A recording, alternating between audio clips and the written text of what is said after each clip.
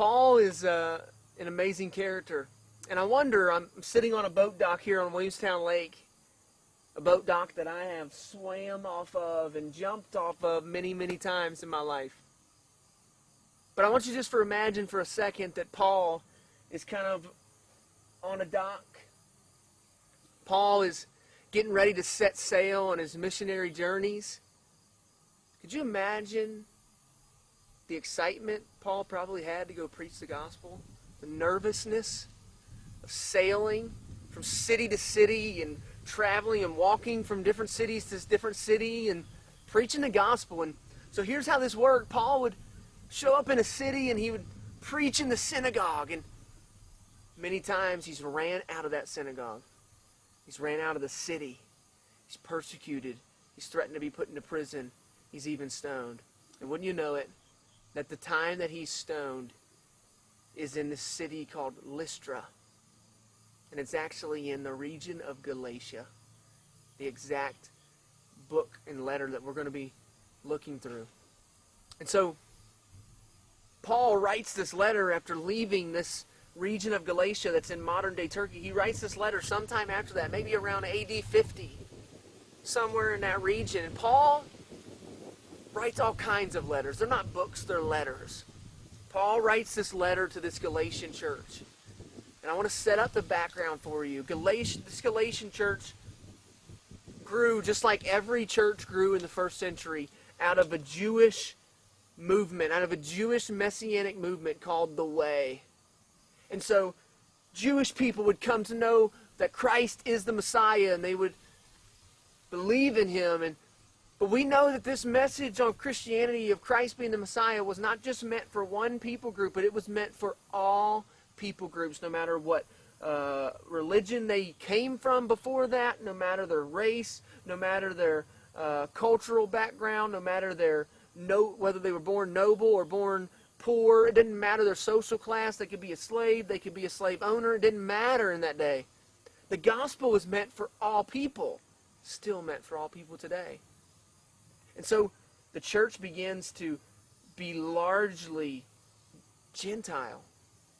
And so this Galatian church is this Gentile / Jewish / it's this mixture of people. But what's going on really in the book of Galatians is that the Gentile Christians are being forced.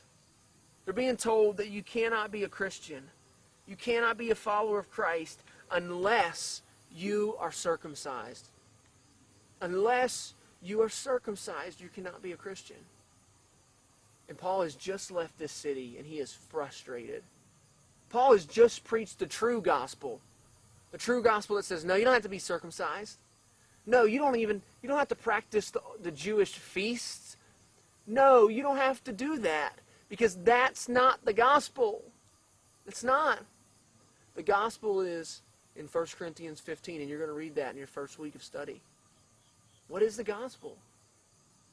Well, Paul's frustrated because people are adding things that don't need to be a part of it, like circumcision. Paul is extremely frustrated at this church. Look at what he says in Galatians 1:6. He says, I am astonished that you are so quickly deserting him who called you in the grace of Christ and are turning to a different gospel. Look at the word that sticks out to me is quickly. How long has it been since Paul left these cities where he was stoned? How long has it been since he preached the true gospel and now that they're turning to a different gospel? How long has it been? Paul says you are quickly deserting it.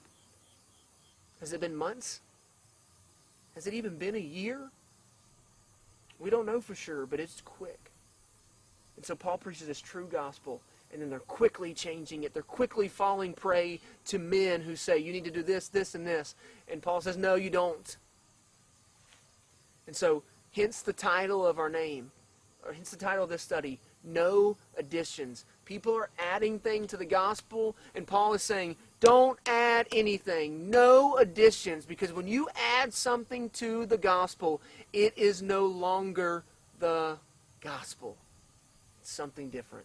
It's been robbed of its power. It's been robbed of its wisdom. It's been robbed of its saving grace when you begin to add rules and things that shouldn't be there. So I want to challenge you. As you're going through this study together, ask yourself tough questions. Ask yourself, what am I adding to the gospel? Because Paul is very angry about this. Here's how we know he's angry. Go to other letters in which Paul writes, like Corinthians and Ephesians and Colossians and 1st and 2nd Thessalonians and all these different letters Paul writes. And one of the common things you're going to find there is a thanksgiving. But nowhere in the beginning of this letter does Paul say, I thank God for you. And pretty much all of scholars would say, he's not writing a thanksgiving on purpose. The people would have known he should be thanking God for us right now. There should be a thank you here. But Paul doesn't write one. Why? Because probably at this time, Paul doesn't feel like he's thankful for them. Why? He's frustrated. He is angry. He is mad. He's mad because they're adding things to the gospel. This is the only letter that you will see in the Bible written by Paul that does not have a thanksgiving. This is it. Why? He's angry. He's frustrated. He's upset that you can add something to the gospel. You cannot do that. So my prayer as you dive into this study with your group and with your leaders and with each other is that you realize the gospel is the gospel. I can't add anything to it. And you ask yourself tough questions. My prayer is you grow together as one body, one family of believers, but also grow in the Word. Hence the title of our study, No Additions.